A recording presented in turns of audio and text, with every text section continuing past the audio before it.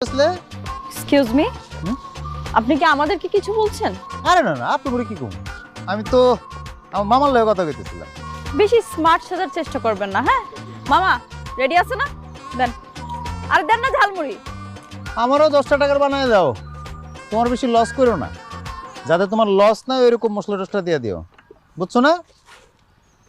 10 টাকারই দিও। মামা মুড়ি তো হইছে, দেন না, কাগজ দেন।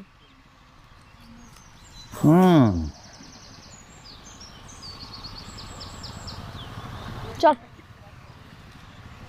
এদিকে। মানো মানো মানো মানো মানো।